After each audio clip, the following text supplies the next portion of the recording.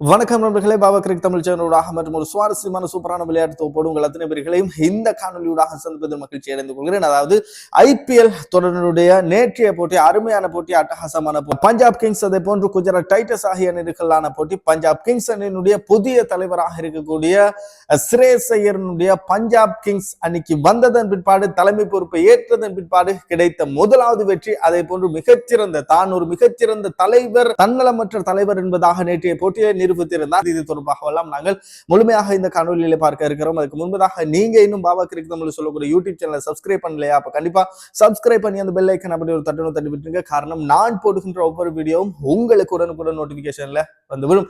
இப்போ வாங்க இந்த வீடியோக்குள்ள போகலாம். ஒரு விடயத்தை கூற வேண்டும். அதாவது இந்த என்னுடைய சப்ஸ்கிரைப் ஆகிய உங்களுக்கு நான் நினைக்கிறேன் ஐபிஎல் மீது பெரிதாக இன்ட்ரெஸ்ட் இல்லை போல் நான் நினைக்கிறேன். காரணம், நான் ஐபிஎல் தொடர்பாக போடக்கூடிய காணொலிகள் வீடியோக்களை நீங்கள் பெரிதாக பார்க்க மாட்டிருக்கின்றீர்கள். ஆனால் இலங்கை, அதே போன்று பாகிஸ்தான், இந்தியா போன்ற இன்டர்நேஷனல் அணிகள் விளையாடுகின்ற போட்டியினை நீங்கள் பார்த்து, நான் போடுகின்ற காணொலியினை பார்த்து ரசிக்கின்றீர்கள். ஆனால் ஐபிஎல் தொடர்பாக நான் போடுகின்ற காணொலியை பெரிதாக நீங்கள் பார்க்கவில்லை போல் தெரிகிறது.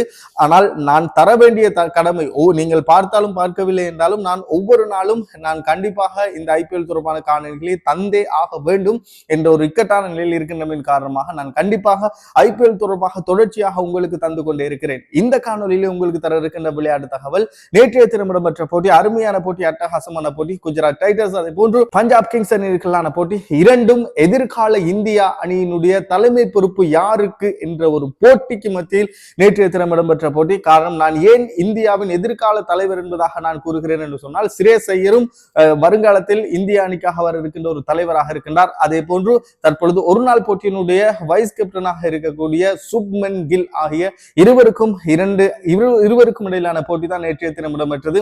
முதல்ல துடுப்படுத்தாடிய பஞ்சாப் கிங்ஸ் அணியினர் அருமையான துடுப்பாட்டத்தை வெளிக்காட்டியிருந்தார்கள். 243 ஓட்டங்களை பெற்றுக் கொண்டார்கள். 5 விக்கெட்டுகளை இழந்து 20 ஓவர்கள் நிறைவுக்கு வந்த நிலையிலே ஆரம்ப துடுப்பாட்ட வீரராக வந்த ஆரியா 47 ஓட்டங்களை பெற்றுக் கொடுத்திருந்தார். வெறுமனே 23 பந்துகளுக்கு அருமையான ஒரு துடுப்பாட்டம்.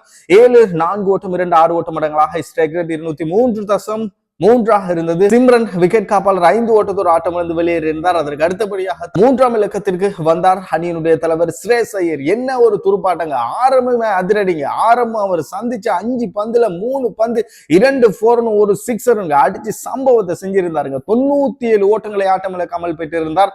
42 பந்துகளுக்கு 5-4 ஓட்டம் 9-6 ஓட்டம் அடங்கலாக 231 தசமாக இருந்தது இவருடைய ஸ்ட்ரைக் ரேட். அதே போன்று சர்வதேச T20 போட்டியில், அதாவது T20 போட்டியில் 6000 ஓட்டத்தினையும் கடந்திருக்கின்றார் ஸ்ரேயஸ் ஐயர். அதே போல நாங்கள் பார்த்தோமாக இருந்தால், அவருக்கு இந்த போட்டியில் 100 ஓட்டத்தினை பெறுவதற்கான வாய்ப்பு இருந்த போதிலும், ஆனால் அவர் அதை பெரிதாக அவர் எடுத்துக்கொள்ளவில்லை. பரவாயில்லை, அதாவது என்னோடு மறுமுனையில் துடுப்படுத்தாடக்கூடியவன் நன்றாக துடுப்படுத்தாடட்டும் என்பதாக அப்படியே விட்டு விட்டார். இறுதி ஓவர் முழுவதுமே மிகச்சிறப்பான முறையிலே துடுப்படுத்தாடி இருந்தார். இவரோடு மறுமுனையில் விளையாடிய அந்த துடுப்பாட்ட வீரர் ஸ்ரேயஸ் ஐயர் 97 ஓட்டங்களை பெற்றுக் கொடுத்திருந்தார். அருமையான ஒரு தலைவர். அதே போன்று அஸ்மதுல்லா உமர் சாய் 16 ஓட்டங்களை பெற்றுக் கொடுத்திருந்தார். 15 பந்தில் 4 ஓட்டம் 6 ஓட்டம் அடங்கலாக. அதே போல மேக்ஸ்வெல் தொடர்ச்சியாக ஏமாற்றத்தை அணித்துக் கொண்டே இருக்கின்றார். ஐபிஎல் போட்டியில் பெரிதாக பிரகாசிக்க மாட்டிருக்கின்றார். அவர் வந்த வேகத்திலே கையை மாற்றி அடித்திருந்தார். ஆனால் அது எல்பிடபிள்யூ முறையிலே ஆட்டம் எழுந்திருந்தார். ஆனால் அது ரிவ்யூ கேட்கப்பட்டிருந்தால் அது அவுட்டாக கணிக்கப்பட்டிருக்க மாட்டது. காரணம், அந்த பந்து அப்படியே விக்கெட்டுக்கு மேலால் எழும்பக்கூடிய ஒரு வாய்ப்பினை நாங்கள் பார்க்கக்கூடியதாக இருந்தது. அதே போன்று 20 ஓட்டங்களை பெற்றுக் கொடுத்திருந்தார். 15 பந்துகளுக்கு ஒரு 4 ஓட்டம் 2-6 ஓட்டம் அடங்கலாக தசைங் சிங் இவர் தான் அருமையான முறையில் துடுப்படுத்தாடி இருந்தார். இவர் 44 ஓட்டங்களை பெற்றுக் கொடுத்திருந்தார். ஆட்டமிழக்காமல் 16 பந்துகளுக்கு 6-4 ஓட்டம் 2-6 ஓட்டம் அடங்கலாக ஸ்ட்ரைக் ரேட் 275 இருந்தது. அற்புதமான முறையில் துடுப்படுத்தாடி இருந்தார்கள் பஞ்சாப் கிங்ஸ் அணியினர். மொத்தமாக பெற்றுக்கொண்ட ஓட்ட எண்ணிக்கை 243, 5 விக்கெட்டுகளில் 20 ஓவர்கள் நிறைவுக்கு வந்த நிலையிலே குஜராத் டைட்டன்ஸ் அணியுடைய பந்துவீச்சு பிரதியை நாங்கள் பார்த்தோமாக இருந்தால், முகமது சிராஜ் 4 ஓவர்கள் பந்துவீச்சு 54 ஓட்டங்களை பெற்றுக் கொடுத்திருந்தார். வாரி வழங்கியிருந்தார். எந்த விதமான விக்கெட்டுகளும் இல்லை. அதே போன்று ரபடா 4 ஓவர் பந்து வீசி 41 ஓட்டங்களை விட்டுக் கொடுத்து 1 விக்கெட்டினை கைப்பற்றியிருந்தார். அதே போல சாய் கிஷோர் மிகச்சிறப்பான முறையிலே பந்து வீசி இருந்தார். 4 ஓவர்கள் பந்து வீசி 30 ஓட்டங்களை விட்டுக் கொடுத்து 3 விக்கெட்டினை கைப்பற்றியிருந்தார். இந்த போட்டியிலே சாய் கிஷோர் தான், அதாவது ஓட்டங்களை கட்டுப்படுத்தி இருந்தார் என்பது குறிப்பிடத்தக்கூடிய ஒரு விடயமாக இருக்கின்றது. பதிலுக்கு துடுப்படுத்தாடிய குஜராத் டைட்டன்ஸ் அணியினர் 232 ஓட்டங்களை பெற்றுக் கொண்டார்கள். அவர்கள் 5 விக்கெட்டுகளில் 20 ஓவர்கள் நிறைவுக்கு வந்த நிலையிலே குஜராத் டைட்டன்ஸ் அணி சார்பாக நாங்கள் பார்த்தோமாக இருந்தால், சாய் சுதர்சன் ஆரம்ப துடுப்பாட்ட வீரராக வந்து அற்புதமான முறையிலே சம்பவம் அறிமுகம் செய்திருந்தார். போன வருடம் எதில் விட்டாரோ அதிலிருந்து மீண்டும் ஆரம்பித்திருக்கின்றார். எதிர்காலத்தில் இந்திய அணியின் ஆரம்ப துடுப்பாட்ட வீரராக வருவார் என்பதாக எதிர்பார்க்கப்படுகின்றது. காரணம், தமிழ்நாட்டை சேர்ந்த இந்த சாய் சுதர்சன் 74 ஓட்டங்களை பெற்றுக் கொடுத்திருந்தார். 41 பந்திலுக்கு 4 ஓட்டம் 6 ஓட்ட மடங்களாக ஸ்ட்ரைக் ரேட் 180.5 இருந்தது. அதே போல சுப்மன் கில் 33 ஓட்டங்களை பெற்றுக் கொடுத்திருந்தார். 14 பந்திலுக்கு 4 ஓட்டம் 3-6 ஓட்ட மடங்களாக. அதே போல ஜோஸ் பட்லர் 54 ஓட்டங்களை பெற்றுக் கொடுத்திருந்தார். 33 பந்திலுக்கு 4 ஓட்டம் 2-6 ஓட்ட மடங்களாக. அதே போன்று ராகுல் திவாட்டி 6 ஓட்டத்தோடு ஆட்டமிழந்து வெளியேறியிருந்தார்.